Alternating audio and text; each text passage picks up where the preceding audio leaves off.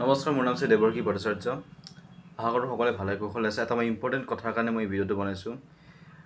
চাওক, ইতিমধ্যে চিনেমাখন ৰৈ ৰৈ বিনালে মুভিখন ৰিলিজ হোৱাৰ আগত এটা কথা কোৱা হৈছে যে চিনেমাখনৰ কোনো ধৰণৰ ফটো ভিডিঅ' এনেকৈ ৰেকৰ্ড কৰি যাতে ছ'চিয়েল মিডিয়াত কোনো আপলোড নকৰে। কিন্তু অলপ আগতে মই এটা বস্তু চালোঁ ইউটিউবত, অৰুণ আছাম নামৰ, আপোনালোকে দেখিবলৈ পাইছে চাগে। এই অৰুণ আছাম নামৰ মানুহজনে 3টা ভিডিঅ' আল্টিমেটলি ফিল্মখনৰ আধা লিংক, আধা ক্লিপ তেওঁ ভাইৰেল কৰিছে। এনেকুৱা মূৰ্খামি কিয় কৰি আছে? এনেকুৱা মূৰ্খামি কিয় কৰি আছে?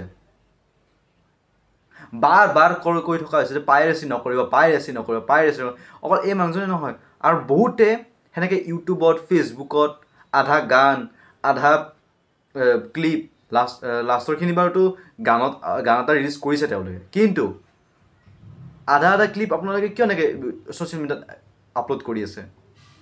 বাৰ বাৰ কৈ থকা যে এনেকুৱা পাইৰেচি নকৰিব, একশ্যন লোৱা হ'ব, চৰকাৰে একশ্যন ল'ব। বাৰ বাৰ এনেকৈ ভিডিঅ'বিলাক আপোনালোকে ইউটিউবত আপলোড কৰিছে এইসকল মানুহে। সেইকাৰণে মই এই ভিডিঅ'টো বনোৱাৰ মোৰ এটাই উদ্দেশ্য, বা আকৌ এবাৰ কৈছোঁ, প্লিজ হাতযোৰ কৰিছোঁ, কোনেও যাতে এনেকৈ পাইৰেচি নকৰে। বহুত কষ্ট কৰি জুবিন দাই এখন মুভি বনাইছে, আৰু তেওঁৰ এখন অন্তিমখন মুভি সকলোৱে যে চাওক, উপভোগ কৰক। এনেকৈ ফটো, এনেকৈ ভিডিঅ' বনাই বনাই কিয় আপোনালোকে ইউটিউবটো গ্ৰ' কৰাৰ কাৰণে, চেনেলটো গ্ৰ' কাৰণে, ভিউজ পোৱাৰ লোভত আপোনালোকে এনেকৈ আপলোড কৰি আছে?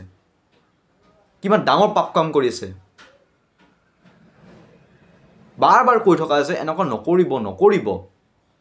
আৰু চিনেমাখনৰ ফাৰ্ষ্টতে এজন পুলিচ অফিচাৰে কৈ দিছে এইটো আইনভাৱে দণ্ডনীয়, আৰু কোনোবা যদি কৰা দেখা পায় পিছৰ মানুহবিলাকে কিয় নকয়?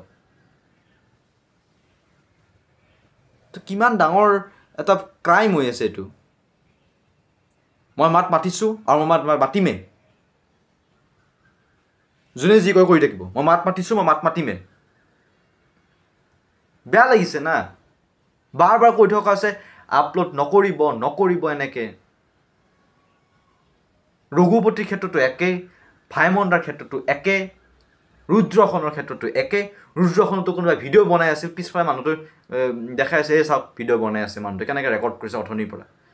আৰু ৰৈ ৰৈ বিনালৰ ক্ষেত্ৰতো ভিডিঅ' বনাইছে পুলিচে, যে হাতযোৰ কৰিছে যে কোনেও যাতে এনেকৈ ভিডিঅ' বনাই ছ'চিয়েল মিডিয়াত আপলোড নকৰে।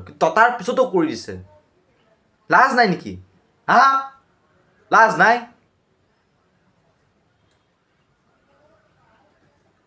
বাৰ বাৰ কৈ থকা আছে নকৰিব, নকৰিব, কিন্তু যাই থক কৰি যাই আছে। অলপ লাজ থাকিব লাগে। জুবিন দা এই পাইৰেচিৰ ক্ষেত্ৰত কিমান বেয়া পাইছিল। কাঞ্চনজংঘা টাইমত যে পাইৰেচি হৈছিল, জুবিন দা মাথা নষ্ট হৈ গৈছিল। আৰু সেইটো কথা আপোনালোকে মনত ৰাখি কিনে এইবাৰ নকৰিলেও হয় ন?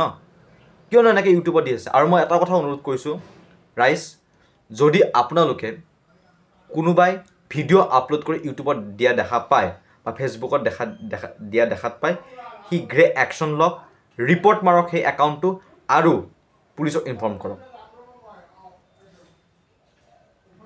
কৰক। বহুত বাঢ়ি যাই আছে। যিহেতু কথাৰে নুবুজে, তো লাঠিৰ কোব দিয়াটো খুব দৰকাৰ।